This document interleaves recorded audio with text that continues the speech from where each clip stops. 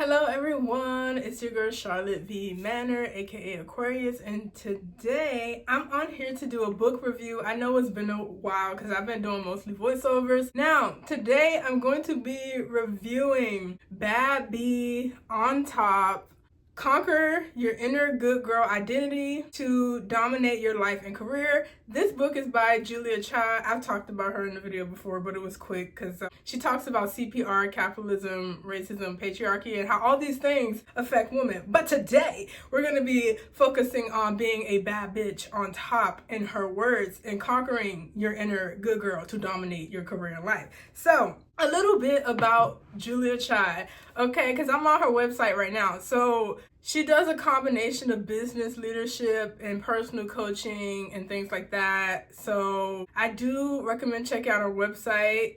To change your results, you have to upgrade your automated systematic patterns. So this is on her website, which you currently identify, this is who I am, to match who you're becoming. So she wants to teach women how to be accomplished leaders and experts in their field of expertise. So she has worked with hundreds of clients, and just to show you who she is, I'll hold up my laptop. So this is Julia Child, fabulous woman. I have gotten a lot of knowledge out of her work. So the book premise is to help, I have so much stuff right here. Like I have my Kindle, my phone, okay. But the premise of the book is to turn you from a doormat into a bad bee. So I guess I'll be jumping right into this, but before I do, why I'm reading this, because as a self-proclaimed former good girl who stayed losing at that time in my life when I was a good girl who didn't know any better, I can vouch that most good girls need a personality makeover, okay? Most good girls are, it's like the automatic thing to be under patriarchy when you're coming into the world, especially if you don't have the best environment or parents. Most likely you're gonna default into the good girl or a variation of it, because like the bad girl is kind of like a byproduct of the good girl, because like both of them are operating under patriarchy and they're asleep. So you could be a good or a bad girl, but just to make it easy, we just throw them in the same category, the good girl and the bad girl, because they use the same internal coping mechanisms. The good girl outwardly tries not to do what the bad girl does, okay? The bad bee is separate from the bad girl. So the bad bee stands on her own apart from the good girl and bad girl. Just wanted to say that because I don't think she gets into that in the book. So I'm like, no, you can be good or bad and still be brainwashed, okay? So the book starts off with illusion. So you've been living an illusion, and under patriarchy, as the good girl, you're most likely a pleaser, addicted to validation. And it's not your fault. It's human nature, and it's a part of Maslow's hierarchy. So let me go to that chapter.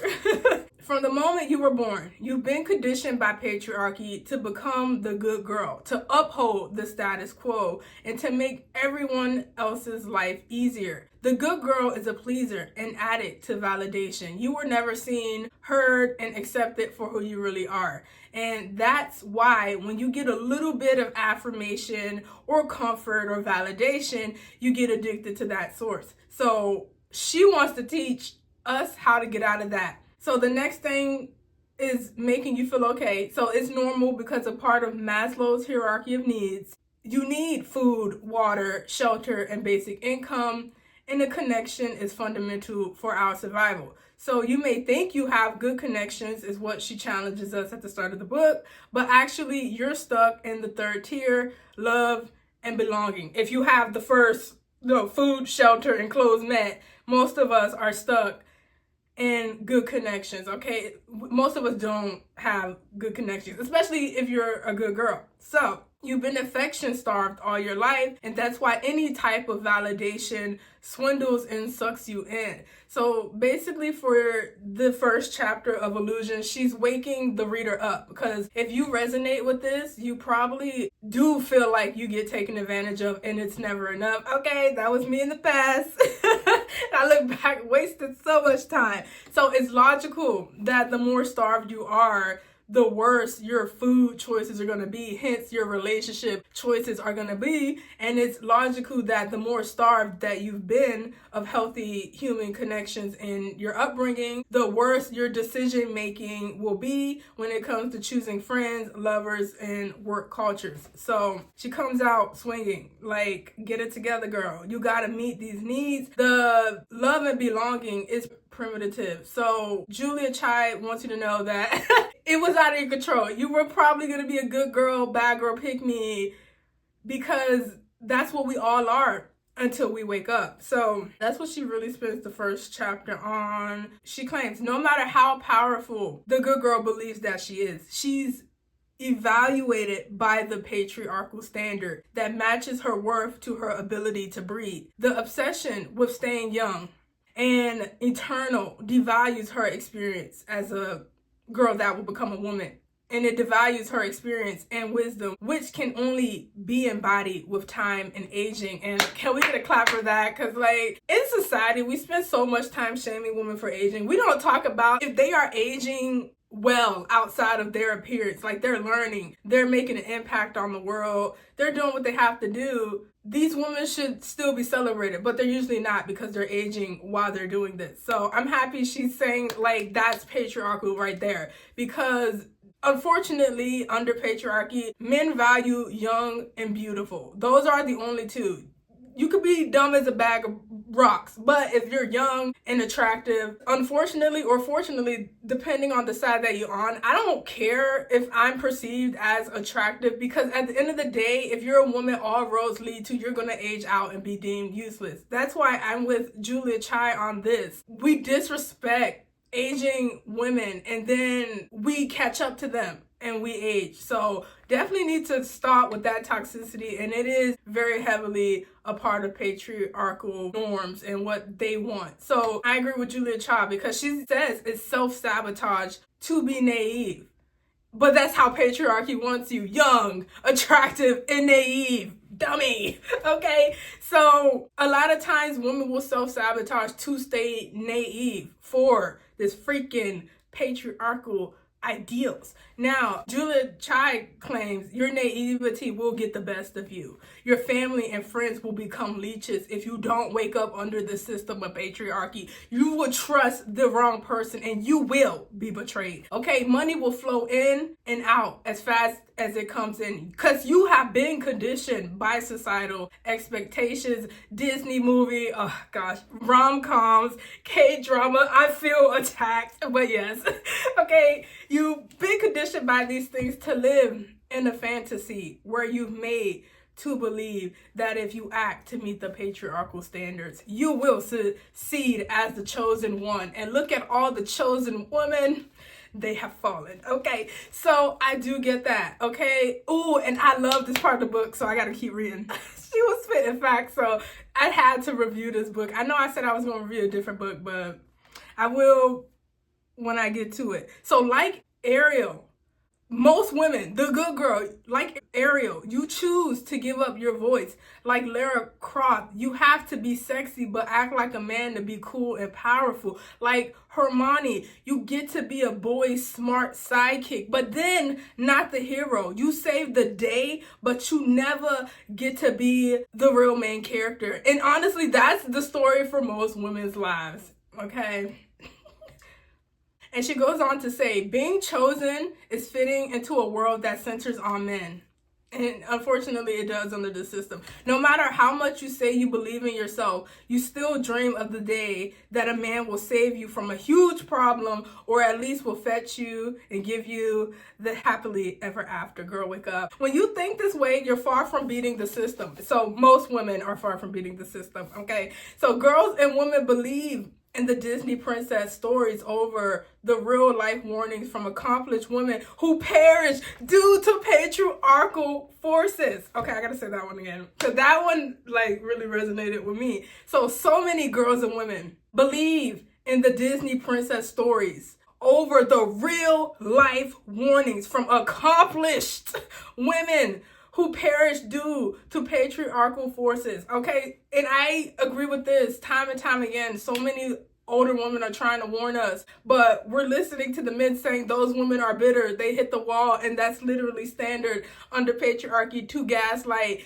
And unfortunately, us women, time and time again, fall for it. Oh, but it gets better, because I wasn't supposed to be on chapter 1 this long, you guys, but I forgot how she was spitting facts in chapter 1. So let's keep going. She uses Princess Diana and Britney Spears as real life examples. Okay, Princess Diana was a real life good princess, and you see how that ended up for her. Okay, Britney Spears was talented and accomplished, and she made it at 16 years old, only for her family to leech the life out of her. And as you see, basically enslaved that girl. Okay, so she wants us to know a man will not lead us to the promised land. This secret desire that we have as women, even when we're living independent, is like our Achilles heels. It's what men use to basically dog walk us in the end. If you look at a lot of powerful women, so I'll even say Mary J. Blige, okay? I know that's a black woman. She didn't use that example. I'm using that example because I remember back in the day, Mary J. Blige stayed singing about her trauma. It was so good. But she stayed singing about how men dogged her out, used her, cheated on her, stole her money, and then she married a man who did all of those things even after she had gotten out of situations like that in the past. So it can happen to any woman. Then there's Halle Berry. There's all of these women who have been finessed, and unfortunately most women are brainwashed to think, oh, that's just her. And men say that too. That's just her. That's not all of us. But let me keep going. You think you beat the system, but as long as you run on a checklist of never-ending responsibilities that involve caretaking, endlessly providing, and doing emotional labor for others, you keep up the cycle of self-oppression, okay? You turn to self-development like many women do, and while that does help you, it's not enough, because that stuff teaches you how to cope, like going to therapy, which she's gonna get into. But the patriarchal mindset and then the unconscious biases and societal expectations are the invisible forces chokeholding most women, all of us, honestly. She really gets it too. I'm not gonna give away all of these chapters, but there comes a time where none of the books are gonna help, none of the therapy. It's not gonna get to the root of the problem. Most of this stuff teaches women how to cope. And I know, because for years I was obsessed with self-development. I went down the spirituality path. I tried every religion. I did the therapy a lot, and I just honestly felt like I wasted money. And men and women, they actually don't know what they're talking about. But I'm not denouncing. If you want to go to therapy, go. But I'm saying some of us have been through too much, and we just know too much for that shit. Have you tried talking to them? Have you tried talking to your toxic parent, your toxic husband, your toxic boss? Where has that gotten you? Okay, so yeah, most of that stuff is to cope. So yeah, the good girl's glass ceiling is a combination of self-sabotaging, naivety, and habits combined with the unconscious biases and expectations of others who immediately disregard her authority and competence. So we often see that. Anyway, all of this will lead to the dark night of the soul. Okay, and I do know about, oh my god, there's like a bird that just flew to my window. It's so cute. Okay, heartbreak is what novelists call the dark night of the soul. Julia Child writes, it's when your illusion-based life disintegrates before your eyes. So I don't know if you guys have had dark nights of the souls. I definitely have, but this is how you can go about triggering a dark night of the soul. Okay, maybe you lose a loved one, so death of someone extremely important to you. You lose money, health, your sanity. You no longer even love the career you worked so hard for, or the man that you know put in all this work to be with, and you realize, oh God, it was not even worth it. So a lot of that will force us to wake up. So it's at this moment that you have three choices, and let's see what Julia Child says these three choices are. So you stay down and you barely survive, or you try to rebuild the same way, which will only lead to the same outcome, or you start from scratch, doing it right and doing what it takes. And so that means becoming the bad bee, the bad bitch. Okay, so like a phoenix, the good girl rises from the ashes It becomes the bad B. Let's see what that looks like. So it's the process where you figure out who you really are. Since up to this entire point in your personality, it has been a coping mechanism and patriarchal brainwashing. So who are you really? Okay, so your true self is most likely a bad B when you undo all these doctrines. You no longer make other people comfortable at the expense of yourself, and you don't do it because it's what a good woman does. Okay, so when you become the bad B, she's preparing you for the fact that you're going to attract a lot of hate because you're breaking the illusion, and other people don't want that because they're not going to try to break theirs. So as a bad B, you have to learn to alchemize hate. Okay, you have to be self-assured no matter how much hate gets thrown at you, or if show that you're self-assured even if you're dying inside. Come on, catch up. Okay, so then she prioritizes herself and the goals that matter to her. She protects herself and she looks glamorous while doing it, okay? She ruthlessly goes after what she wants. I'm saying it's all out of order because I'm saying what I'm passionate about. But also, the bad B is a master of human motivation, and she uses her resourcefulness and social mastery to create the life that she wants, okay? So, yes, a lot of good tips in here. And if you want more, you can get the book and read the chapter. Because next we go on to ambition. So the bad B is a good girl who started doing what it takes, okay? So ambition is the catalyst. Doing what it takes to become happy and successful involves being significant outside of your family, your role as a daughter, a sister, a mother, and a wife, okay? If that's all you're defined as, bitch, get your ass up and do something else. You can do those things, but it shouldn't be all you are. Look at men, they're never just your freaking husband or your boyfriend.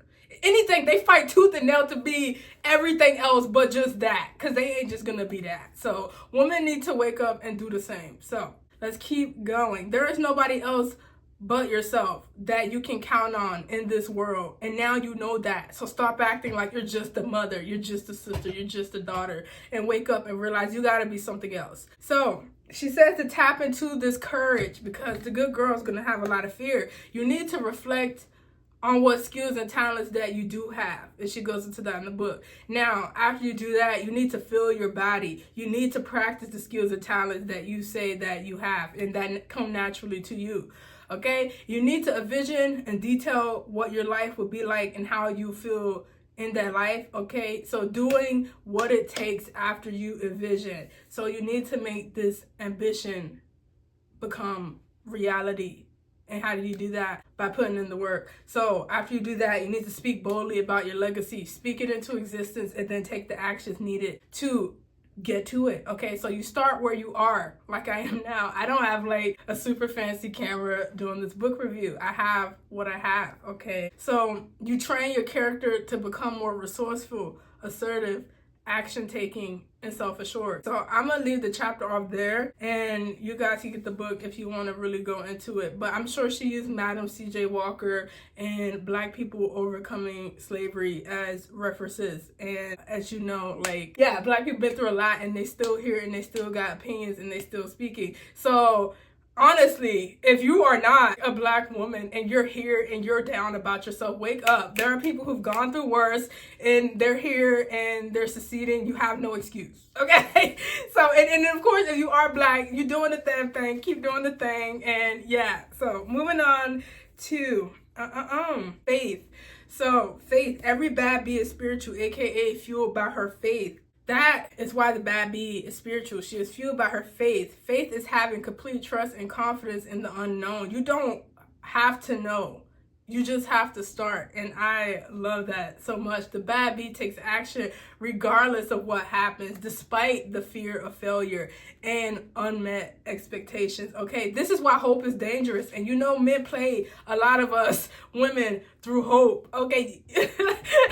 So yeah, a lot of good girls wait for signs to begin. They feel fear a lot. Okay, so a lot of good girls wait for someone to save them. And I am constantly telling my little sister, nobody's coming to save you. And so I will say this to the viewer, no one's coming to save you. So often the good girl daydreams, like Julia Child is saying. So she's daydreaming and waiting. And she falsely believes that success and happiness will just like fall in her lap. And honestly, good girls procrastinate.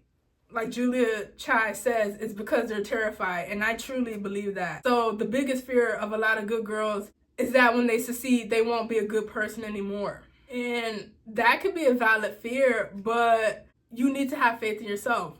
And that's where the bad bee is faithful to herself and her mission, okay? And nobody can make the bad bee succumb. That's a personal choice, okay? And so this surrender can be the one thing keeping you from the bad bee initiation, okay? So I don't know if a lot of people know this, but I used to be like terrified of public speaking and just putting myself out there, but like at this point, with enough practice, it becomes second nature. And I had people say that. It's like, I liked you better in your older videos. And I'm like, my older videos, I'm just kind of like extremely polite. If you want to see that, go to my spiritual channel, Vibes That Heal. I haven't posted there in a while. But it's basically how I came off is when I was beginning recording. You could tell that like I'm nervous.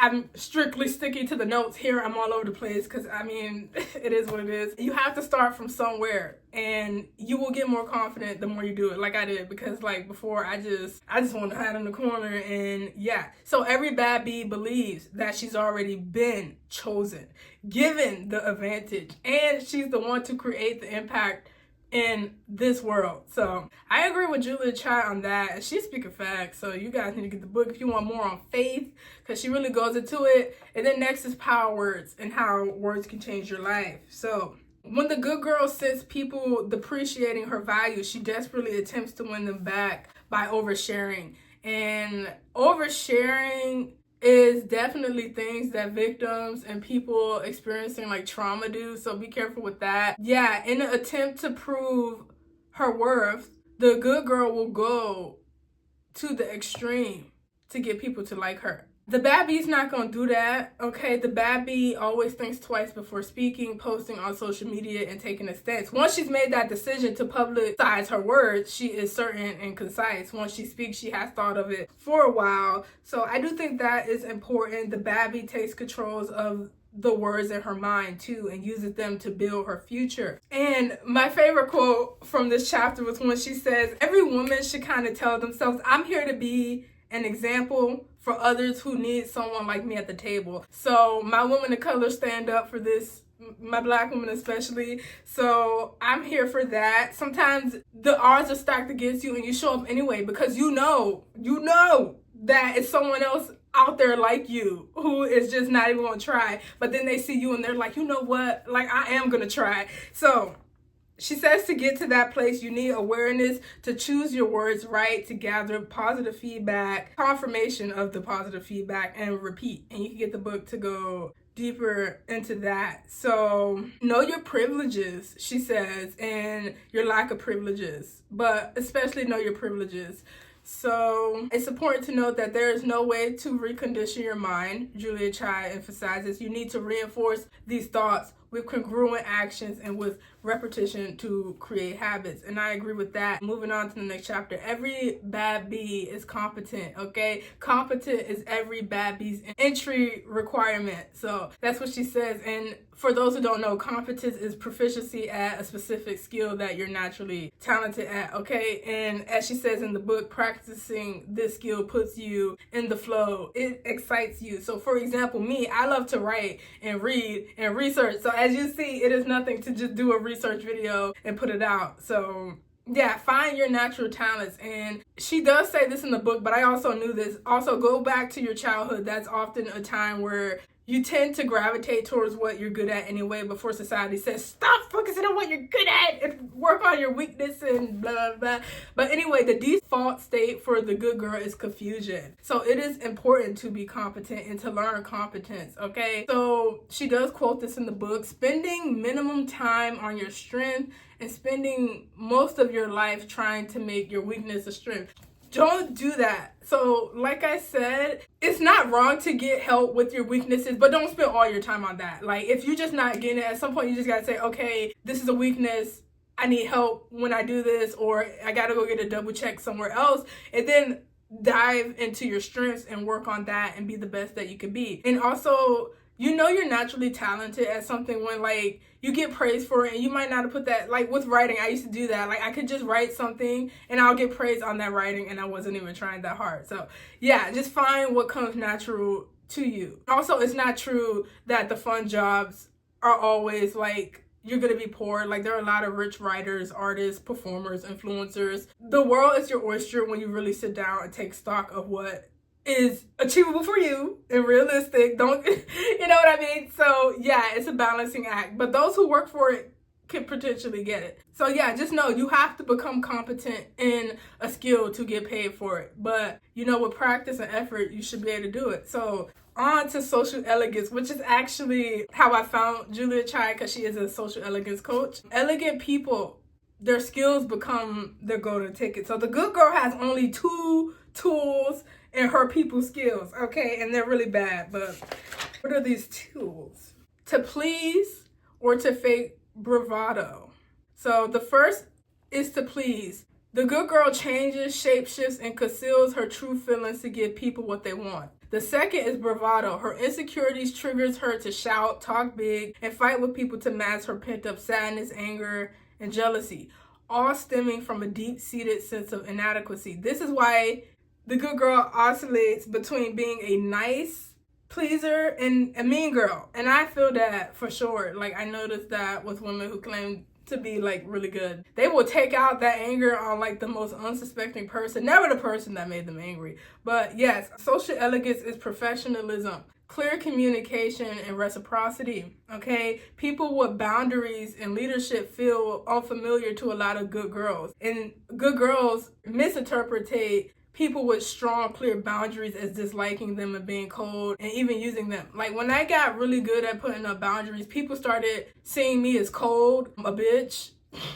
You know, I don't like who this person is becoming. And I had to realize, well, you don't like me, because that wasn't even who I was. I was just doing that out of fear, trying to survive. I had a lot going on. So definitely get rid of people who can't accept boundaries. So Julia Chai also says a lot of women are not self-aware enough. They don't realize they behave exactly the way the adults did in their childhood. And if you had a childhood like mine, that is not good, because the adults were narcissistic, selfish, violent, and sexual addicts. So you don't want to act out how the people from your childhood acted, especially if you come from poverty, violence, all that bad stuff. So you have to be aware, because you will unconsciously act these things out. Also, Julia Chai says, before you get confused, the bad bee is not a user. Okay, the bad bee knows that quality reciprocity creates a important force that lifts each person involved in the relationship up. So in the last part, social elegance, being committed, accomplished, and successful. Okay, the bad bee can come across as intimidating because she doesn't manipulate to communicate.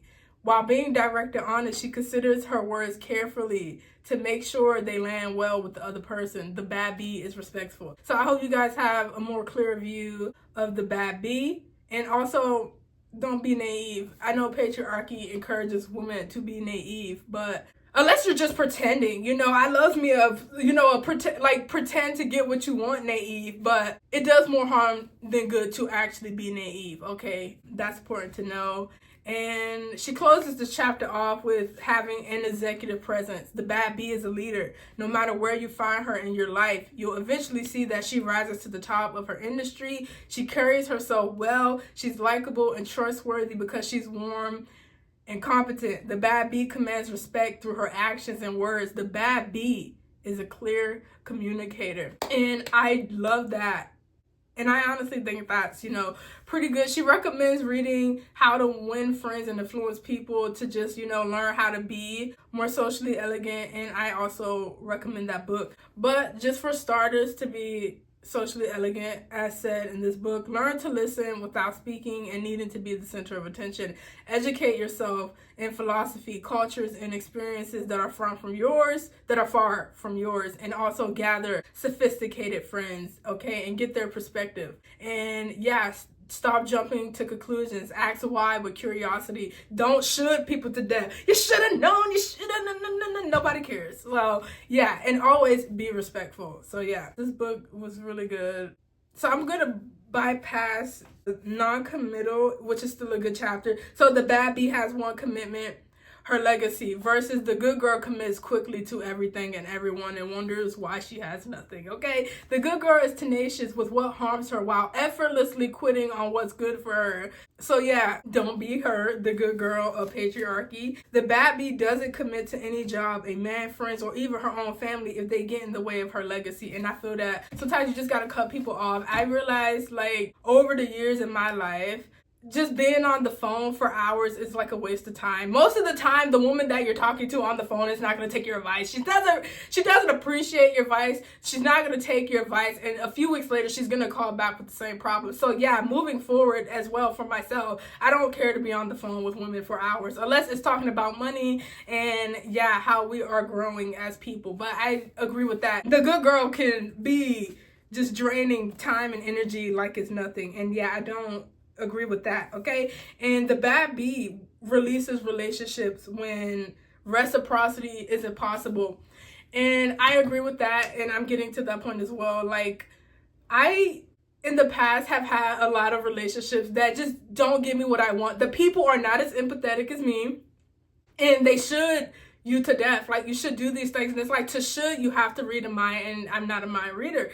So I agree with that. If you can resonate with what I'm saying, like, this is the perfect time today, moving forward. Just cut off the relationships if they're not feeding your soul. It's okay to say, I have something else to do. We've been on the phone for 10 minutes and I see where this is going. Okay, I'm going. Okay, you're gonna have the same problem next week and I just won't answer the phone. So yeah, you have permission. Julia Child's giving us all permission. Stop entertaining relationships that do nothing for you. So the next three things are unbothered. Envy will follow the bad bee. Show up anyway. Okay, and then audacity. Do you have what it takes to go after your goals? And then endurance. Turn your pain into curiosity. And I kind of put all of that together because that was like 3 more chapters, but this video is already long enough. So I'll just read some of these other points. The good girl caves under peer pressure. She feels guilty. She feels shame. In bad scenarios, the good girl blames herself. She feels bad about disappointing people who will never have to bear the consequences of her life decisions. Even after pressuring her to take a sabotaging role, the good girl shapeshifts and betrays herself. The bad bee endures. Okay, she's not doing none of that, and she shouldn't do none of that. So for a lot of us good girls, reformed good girls, it's going to be hard, but you have to stick with it. Of course, there's going to be pushback because people are used to using you and draining your energy. Okay, who cares? You're going to have to just let them be mad. Okay, because the people who truly are for you are going to be for you when you upgrade and start putting up your boundaries and loving yourself. Okay, there you have it. Oh, this one is so important. The bad bee understands what the good girl does not. The bad bee understands that very few people in this world, unfortunately, want to see you succeed. The majority of people don't want you to succeed. They want to see your ass fail. You guys also have to remember that a lot of people suffer under patriarchy. Even the men who are not like up to standard. So unfortunately, a lot of good girls they living in a bubble where they think everybody wants to see her succeed, which is absolutely not true. And I've been there, okay? And I would tell you the times where I fell, it was actually the people closest to me. I love that for you. And it's just like, I thought we were friends, okay? So just realize a lot of people in this world do not get what they want, and therefore they don't want you to get what you want, okay? So usually the good girl gets screwed over, betrayed, and blindsided. Fortunately, this doesn't happen to the bad bee, okay? The bad bee knows how people in the world work. The good girl is naive. She sees people in the world how she wishes they were. Her magic thinking and rose-colored glasses are trauma responses to conceal what hurts while they keep harming her. But the good girl thinks that this mindset makes her a positive person. And I literally knew someone like that before I cut them off. I wonder if they changed. Anyway, the good girl's magical thinking will make her have a mindset where she's a positive person, as if proving how much she suffers earns her a reward later, which it doesn't, okay? So this is how the good girl gets blindsided when the bad bee already saw it coming. So the bad bee is experience, which is what patriarchy hates women to be, okay? And therefore, the bad bee understands that people, every last one, including your mama if she's toxic, is a risk factor, okay? So the bad bee is aware that everyone is performing, and it's up to her to see people below the surface of who they really are. So that's why a bad bee is never shocked or victimized when people turn on her. The bad bee saw it coming. So when people turn on her, betray her, run hot or cold, or even attempt to sabotage her by smearing her reputation, the bad bee reads people's behavioral patterns and does damage control ahead of time, because she actually expects this kind of behavior from most people, okay? So yeah, the bad bee understands that gossipers cause harm even when the gossip doesn't initially involve them. And this is something I wish I had learned back in primary school, okay? Those girls, those women that come to you with unsolicited gossip, 100% of the time are also talking shit about you. So yeah, I would cut off just like the gossipers, okay? Also, the bad bee understands that people project their insecurities onto a person. So this is why haters act out and attempt to smear the bad bee's reputation and manipulate other people into hating them. And I've also gone through this. I relate to this, y'all. This is why I chose to read this over the other books I said I'm going to review, which I'm still going to review. But yeah, the bad bee still feels, but she doesn't let her feelings cloud reality and what is coming from most people, okay? The bad bee remains resilient, okay? Processing and learning from the relationships and returns to unbotheredness really quickly. So you can love the bad bee or hate her, but one thing the bad bee is doing is alchemizing the hate and turning it into profits. And can I get a amen? Because yes, this is what you have to do out in the world. And I'm sure she used Taylor Swift as an example. Most people develop a thick skin to attempt to ignore the counterforces. So counterforces like, you know, racism, patriarchy, all of that stuff, okay?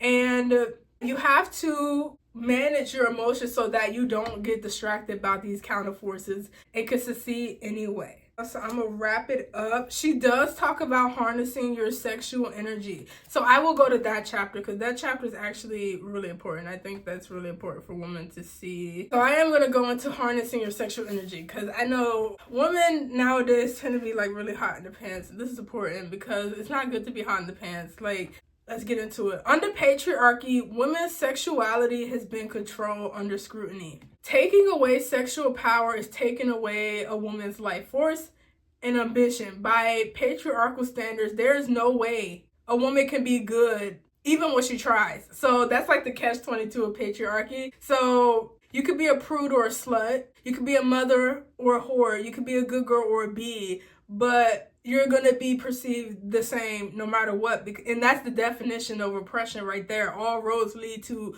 you are the problem, which is honestly patriarchy. So yeah, she goes into the word bitch, how it came about and how women should reclaim it. You know, men use that to call you a female dog. And women today are still navigating the world with, you know, this oppressed mindset. This is why hookup culture isn't feminist.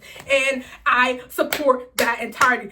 Hookup culture is not feminist, and I agree. I stand with Julia Chai on that, and I had this opinion before I read this book. But yeah, I agree with the woman who, you know, is basically saying what I already know. Hookup is not feminist, okay? And it's a form of oppression under the system. Hookup, it only benefits men to have fun without taking any of the responsibility or accountability, while the woman engaging in this carries more of the risk of being contaminated by disease, getting pregnant, and suffering potential slut shaming, which you know is coming. A woman has to be very careful in navigating, you know, patriarchy, the shame around sex, the slut shaming, the double standard, and all of these things. So Julia Chai thinks there are two types of women under the system: the suppressed woman and the pick-me. And I agree. And she says they're both two types of good girls, like I was saying at the beginning of this video. So when it comes to sexuality, the suppressed and the pick-me are both using coping mechanisms to deal with patriarchal oppression, objectification, and or sexual abuse. So the suppressed woman, patriarchy trained the suppressed woman to feel shame around her sexuality. She deeply believes that it is a bad thing. She is embarrassed of her sexuality. She claims that she has little to no libido and doesn't have much interest in sex. When she has sex, it's to reproduce or to appease and satisfy her partner. The suppressed self-validates with sexual morals and purity, so she can judge women who exude sexual energy. This is how she can be good. The next type of good girl is the pick-me. So the pick-me learned to use the male gaze to her advantage. The pick-me learned through observation and experience that appealing to what men want gives her attention, social validation, and even helps her get ahead. So in this process, the pick-me is constantly competing with other women, okay? So the pick-me believes that she's highly sexual, loves sex, and goes over the top with expressing male-approved versions of female sexuality, okay? So the pick-me wants to show the world that she's the best. She got the best box, and she all that and a bag of chips, and she could take your man and stuff like that, you know, that pick-me stuff. But to Julia Child, both the suppressed and the pick-me are one and the same, and I agree with that. They're both naive. While they may not have the words to describe their own condition, they are both reacting from the same place of helplessness. They are both making desperate attempts to cope and survive under oppressive patriarchal conditions. And I'm so happy she basically says they're the same thing. The good girl and the bad gal are basically the same things. One of you just thinks being pure and only giving into sex when the man wants it makes you better, and the other one's like, no, I'm gonna just give it indiscriminately or fight to have the best box or steal somebody's man, and I'm rising above the system. They both are reacting from a place of trauma within the system. I'm happy she goes into that, and off of this chapter alone, I think the book, like, just get it. Like, this was honestly one of my favorite chapters in the book. There was a few of them, actually. So the good girl often misuses her sexual energy because she doesn't understand its tremendous power. You should be using that to keep yourself looking vibrant, to do projects. I mean, you can use it occasionally to sleep with a man who cares about you, okay? Not just for fun, some random guy just because, okay? But yeah, the good girl doesn't understand the value of sexual energy. The good girl gives it away, her power, to those who don't value it. And the good girl cares more about what's in her smoothie than the quality of the person that enters her body. So the good and the bad gal, remember our variations of the good girls. And I felt that because I have met women in my life who are vegan but partake in hookup culture. And I'm like, you go through all the effort, what? to eat right, and then you go and have, whether protected or not, random sex with different men. So that's what I'm saying. Like, we really got to think. And you know, men loving that, yeah, girl, you be vegan and come hook up for nothing, okay? So you got to just think about these things, okay? She goes into, like, how women use children as a source of validation because they don't feel loved. Like, she goes there. And I agree with every single thing she says. And she also says not to use sex as a bartering tool. It is a sacred force, and I agree. And yeah, as women, we should have, you know, self-control and use our sexual energy to make the world a better place and to make ourselves, you know, better people. And I agree with that. I think I should just leave it off there. But I will say the next 3 chapters I'll put together real quick. She talks about tapping into your spiritual gifts, like your clair gifts. So there is clairsentient, clairvoyance, claircognizance, and clairaudience. I tend to have the claircognizance. It's the one you just know stuff, but there are other stuff. Some people just hear stuff, and some people see stuff in their mind's eye, and then some people can feel it. Honestly, I have a variation of all of these. Check out my spiritual channel, Vibes.io, but also this is a good book, and get this book. So then there's the subconscious mind she goes into, and she talks about how a lot of us need to reprogram our subconscious mind and get out of survival mode and trust that we have everything we need within us and that we will attract the things to help us get what we need, okay? So she ends the book with a mastermind to mastery. It's vital that you have friends who are on the same wavelength as you, friends who want to be socially elegant and sophisticated and not be good girls and patriarchal princesses. So it's important to have a community of strong women who are not brainwashed by patriarchy around you. Okay, I haven't found that, but hopefully we all can find that, okay? Because we don't want to be stuck in good girl mentality. And just because a lot of people are doesn't mean we have to be. So I hope you guys enjoyed this book review. I know it's been a while. I'm your girl Charlotte V Manor, aka Aquarius, and I will see you all in the next video.